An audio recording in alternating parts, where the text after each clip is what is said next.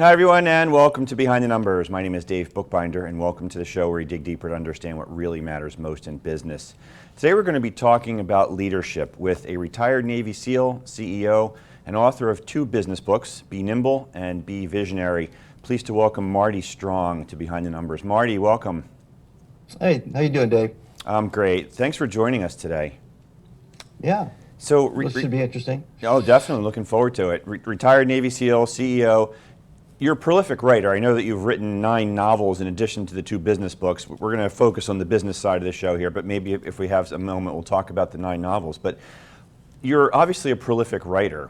When we talk about these business books, what inspired you to write these, and what will the audience learn from reading them?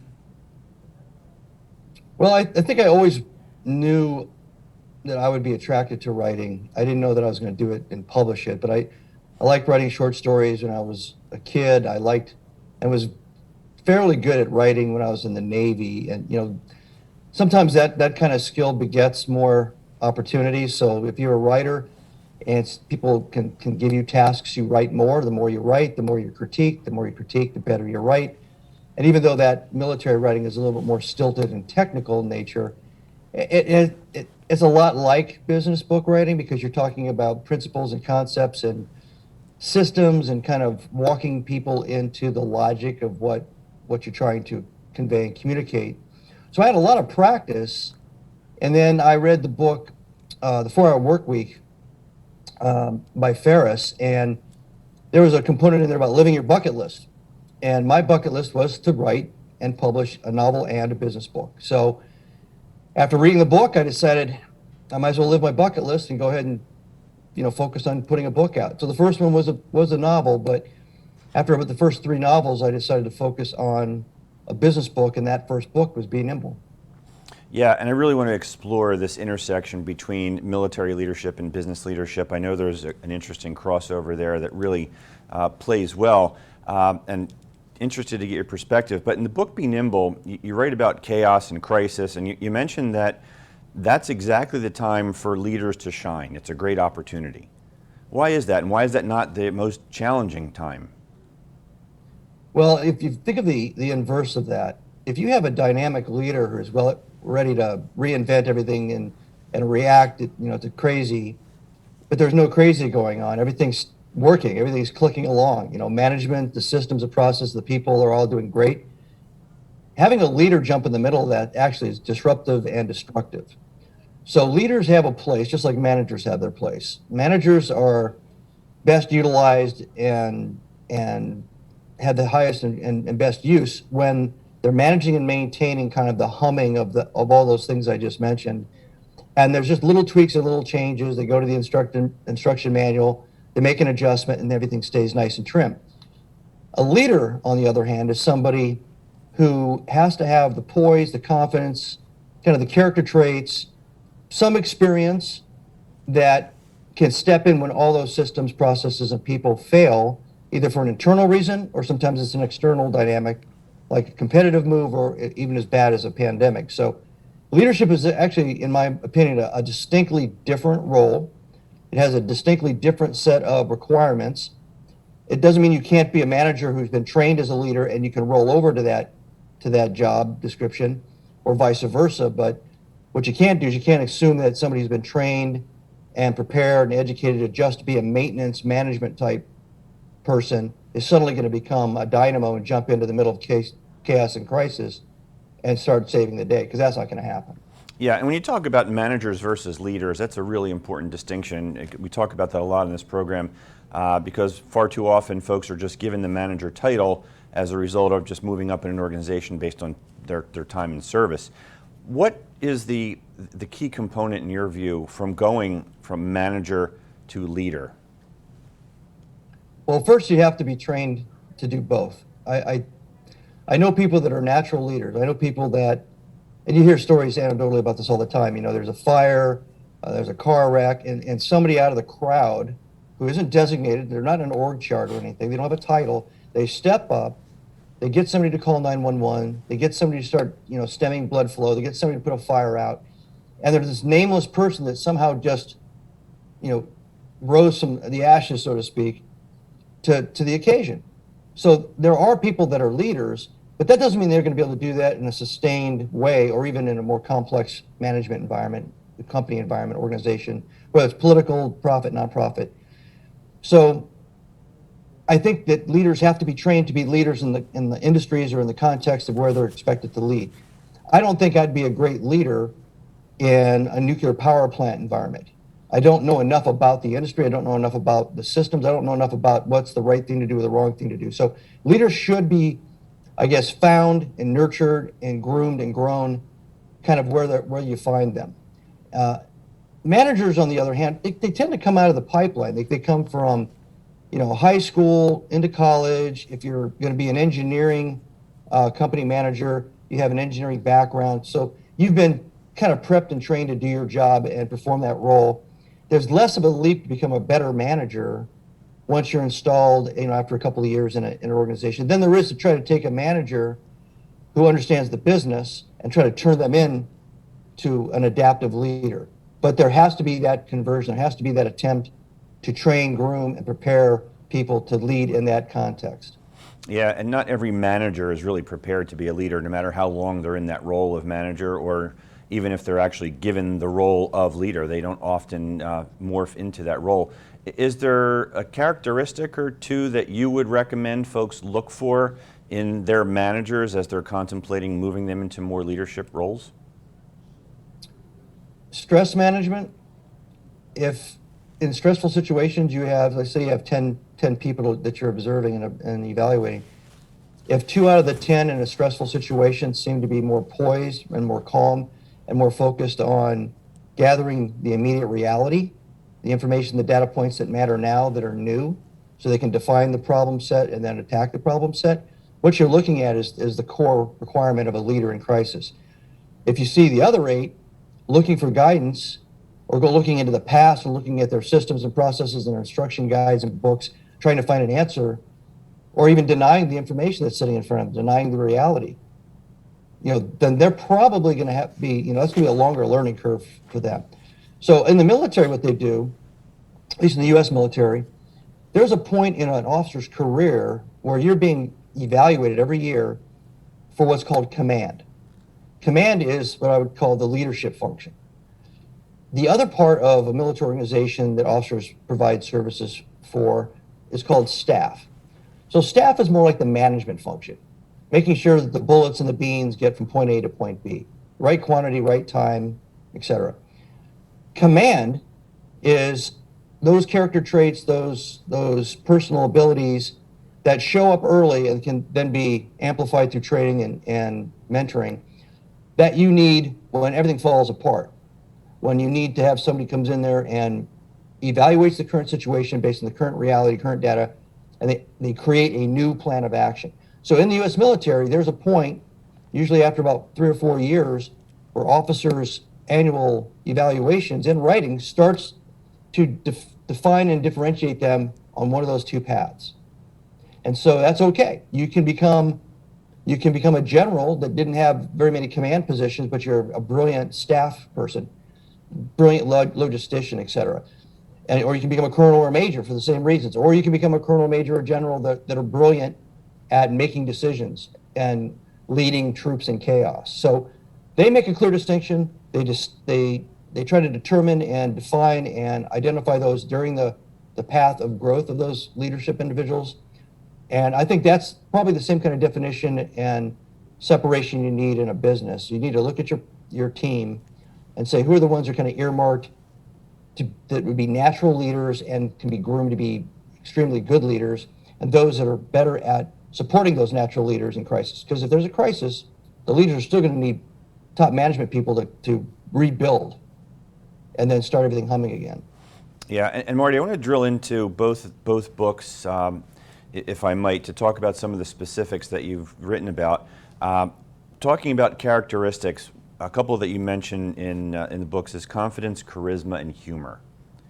We've got just about 4 or 5 minutes to go in this segment here, so we'll have to keep it brief. But what's your take on that, Marty? Why confidence, charisma, and humor? Why are they so important for leaders, especially in times of crisis?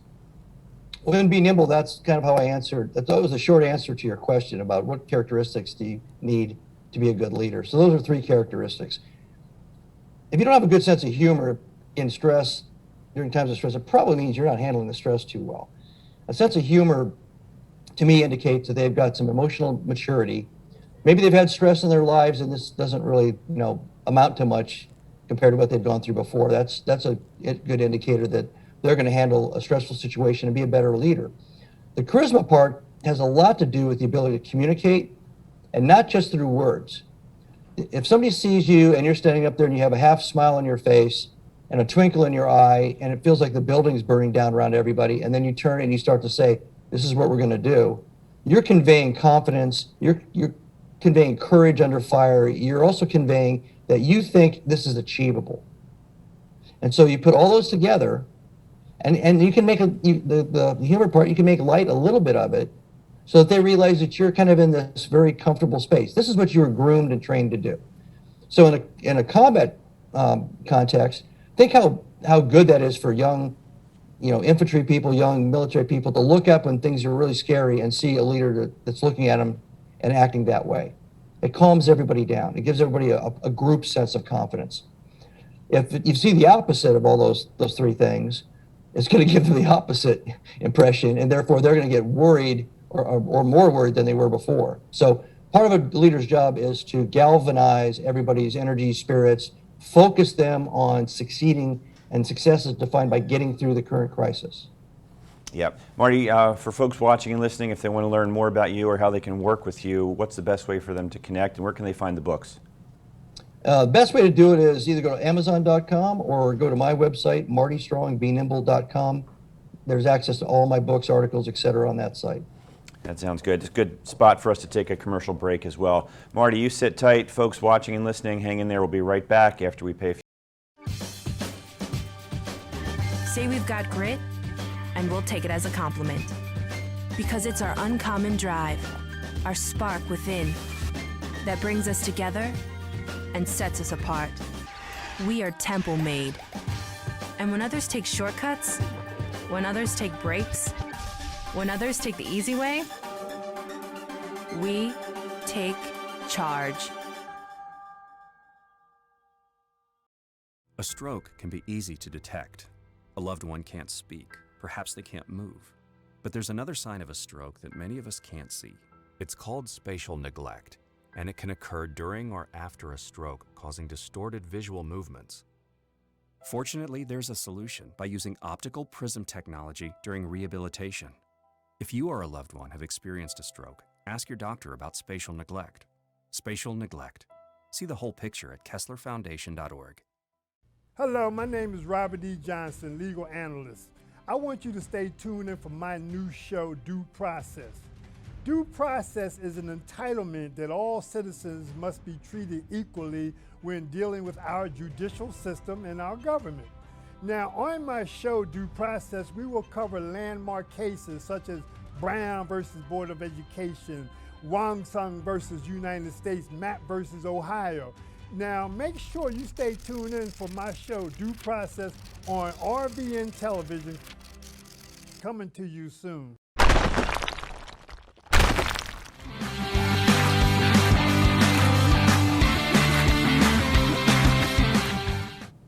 And welcome back to Behind the Numbers. I'm Dave Bookbinder, and we're talking leadership with Marty Strong.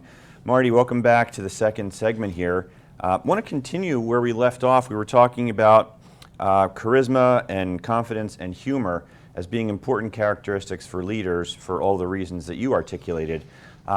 What's a practical tip for hiring managers and how to look for those particular characteristics when hiring folks? Well, I think when you establish a culture, you have to do it from the top down. So if you're going to profile the type of leader, manager / leader that you want to have at every level of leadership and management in the organization, you have to basically lay it out. You have to draw it up just like a character profile, a character sketch. Then you have to make sure that the HR department knows that they're doing two things when they're hiring. They're not just doing the technical screening of the specs in a resume to align with the technical requirements, whether it's experience or particular certification, et cetera. What they're also going to do, once they've checked that box, is they're going to move on to this other soft skills kind of assessment. And the soft skills assessment is to determine whether the person that they're looking at falls into that other profile, that profile of a manager trending to leader that can eventually become both things, because that would be the perfect solution, right? So one of the things we just talked about, do they have a sense of humor? If HR is not screening for a sense of humor, you're not going to get anybody guaranteed coming through the pipeline in management that has a sense of humor. One thing I've found is you can ask questions like, describe how you manage risk or how you detect or define risk.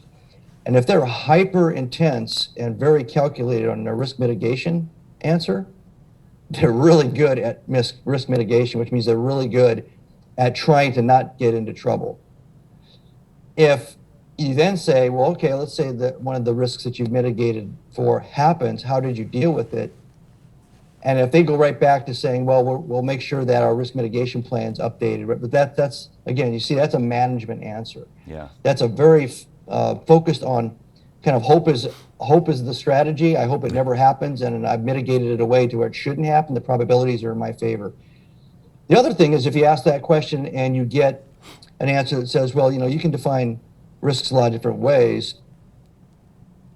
I could define it personally, professionally, or for organization, the risk might be different than for the individuals in the organization. In other words, they think about risk as a holistic component of life and business, because it is. The universe is changing things continuously. So there's no such thing as a status quo. There's no such thing as a cold state of anything in the world. So if you get somebody who has an appreciation of that, that means, okay, they're going to roll with the punches a little bit better. And then you ask that same second question. How would you handle, something if something happened, a risk became reality? And then you listen. Now, if they go to, looking at the policies and procedures and trying to redefine, everything in policies and procedures that have been improved, then you know the answer to the profile question.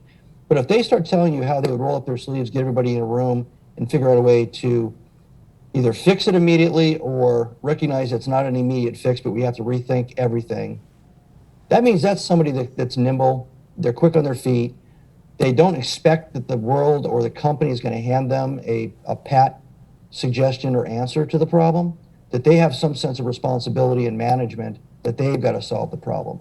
And that's a great starting point for leadership development. Yeah, just one more thing on this topic. So when I think about confidence, I heard someone say a long time ago, and it stuck with me, that confidence is the memory of success. So we can check that box. But are things like charisma and humor just innate skills that you either have it or you don't, or can someone be trained to be charismatic or learn to be charismatic? It's better to have all three of those characteristics. There are examples, and I've been exposed to a few in the military primarily, where you had confidence and you had charisma, but you didn't have the sense of humor. In other words, you were kind of like a George Patton or a Stonewall Jackson type. You stood there and you looked resolute and so confident that, and you looked with a little twinkle in your eye because you're in charge of the moment, and everybody goes, wow, okay, and it makes you feel like that person's in control and they're a good leader. The humor part, I think, is important because other people need that from their leaders. They need a little bit of levity. They need a little bit of a light approach to some things, because if the leader goes down the rabbit hole of emotionally reacting to everything, like a person reading a script that just saw a serial killer walk through the door, leaders just don't understand how their communications, body language and words, and their emotional communications resonate and echo through an organization. I talk to leaders all the time about when you walk through your building, when you walk through your plant, people are watching you, and they do it in all walks of life. They look at leaders and they're looking for cues. And you may be worried about the fact that your car's in the shop, you're not sure how much it's going to cost, but all they see is you walk with your head slightly down and you look very pensive, and they're just saying, oh my God, something's wrong. Right. And something's wrong about what they see you as, which is the leader of their organization. So yeah, you can get away with just the charisma and the confidence. It's hard to screen for a sense of humor. you can't develop it, I don't think. It's got to be somewhat natural, but it's a comfort. It's not, you don't have to be a stand-up comic. Right, understood. I want to shift gears maybe to the opposite end of the spectrum and talk a little bit about failure. Every business, every entrepreneur I've ever spoken to always talks about how failures have been a significant turning point for them, usually for the best, ironically, but sometimes not so much. In your book, you talk about failure, disappointment, and resets. Tell us a little bit about that. Well, you just basically said it. Failure is a part. I'll keep talking about the universe, because the way the universe is set up, everything is trial and error. Everything's experimentation. Now, humans like to try to lock things down, tighten things up, and make things linear and predictable. That's fine. Basically, you're living in denial of the universe, because the universe is constantly trying to change everything. It's changing the weather. It's changing the star. Everything's changing all the time. So if you understand that, then you also understand that experimentation, the error part of trial and error, is also a natural part of the universe. Therefore, you can't be afraid of making errors.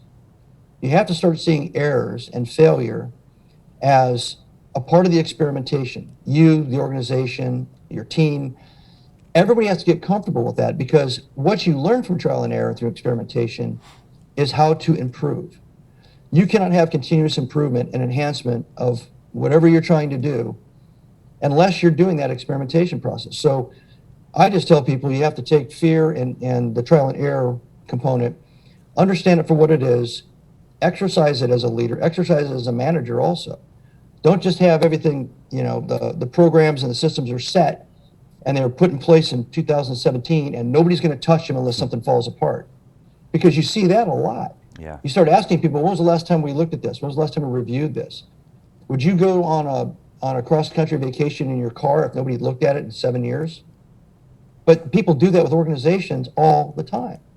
So the constant state of being comfortable with fear, being comfortable with failure, starts to take the fear, the emotional component of failure and error out of the whole process. You start to see it as a natural part of just doing business, a natural part of managing, a natural part of leading. So that's how I address those kinds of questions, and they're given to me. The part of the confidence, the other definition that flies around out there is the definition of wisdom, which is the sum total of all your failures. Yeah. I think you can be confident and wise and still appreciate that failure may be an opportunity to learn and improve. But then you got to look at everybody else. If they're not confident and wise, they're reacting emotionally to the failure. So you still have to deal with that as a leader. You still have to make sure everybody else understands what we just experienced isn't all downside. And that's through communications, a little bit of that charisma and humor. You kick that in and look, guys, this isn't as bad as you think, and here's why. And we're never going to do it this way again, because we're going to learn from this. And we're going to fail. We're going to fail in a different way, but we're not going to fail like this again. There you go. I like it. I like your quote about wisdom too. I want to talk about creativity and innovation, Marty. They go hand in hand, and part of that creativity only is inspired through trust. And if I'm not mistaken, that's a theme of your next book. Right. So in Be Visionary, the idea of Be Visionary was to help leaders and organizations first understand what true strategic vision is, true strategic planning requires. And it doesn't require taking project management skills and just laying out a milestone track with dates attached to it. It really is about looking at the future, looking at the horizon, 24 months out, 36 months out, and then kind of spinning 360 degrees and looking at your environment, your internal structure, the external environment, your competition, the market, the economy, all those influences, and do it as a daily routine, individually for sure, and maybe with some frequency as a leadership team. So you stop looking at your to-do list every day, which I refer to as looking at the tips of your toes every day instead of looking out to see the train that's about to hit you.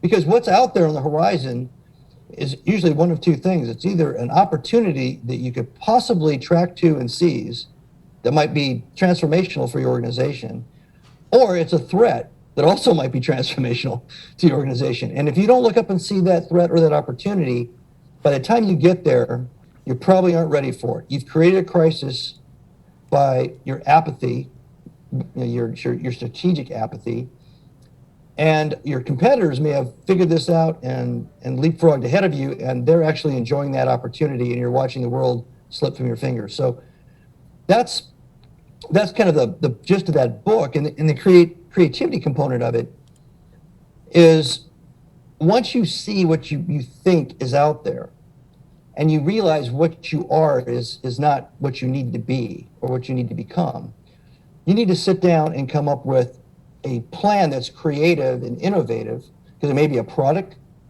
or service related change and transformation. It may be an organizational business platform or business model transformation or change that you have to contemplate. And, I think it was Yogi Berra who ever said, you can't, whatever got you there can't get you there. You have to say, well, that's great. Our history is here. Everybody, thank you for your service. We got to this point. If we don't get to this other shape, we don't look this way in 24 months, we're toast. So let's get a bunch of people in a room and let's forget all the baggage of what we've been doing up to this point, completely clear our minds, intellectual humility, and then open ourselves up to be intellectually curious. Don't just, breathe in our own ideas. Bring in ideas, outliers, other industry inputs, and do that for a while. And then when we think we've got all those different injects and inputs from all these different sources, as asymmetrical as you can find, the third step is intellectual creativity. Because at this point, your creativity isn't just a shot in the dark. It's not one person's, kind of short-sighted or not well thought through insight. It's actually been worked through by humility and then data collection from lots of different sources. And now you can be truly creative. You can truly apply all that and change your future. And that's part of what I impart in Be Visionary. Gotcha. Real quick, Marty, as we're wrapping up here, just tell the audience one more time where they can get the books and how they can connect with you. All my books are on Amazon.com, but you can also go to my author website where my articles and books are. That's MartyStrongBeNimble.com. Great. Marty, thank you so much for joining us today. Really appreciate your insights. Absolutely. Thanks for having me. It's been a pleasure. And we've been talking with Marty Strong, a retired Navy SEAL CEO and author of those books. Go check them out. A lot of good wisdom in there from a lot of great experiences. And again, my name is Dave Bookbinder. I'm the author of the new ROI series. You can find those on Amazon as well. And I'm also the one that my clients turn to when they want to know what their most important assets are worth. Please reach out to me on LinkedIn. You can certainly feel free to shoot me a note. I'm always happy to have a conversation. Thanks again for watching. Can't do the show without you. Really appreciate your support of this program, and we will see you next time on Behind the Numbers. Take care, everybody.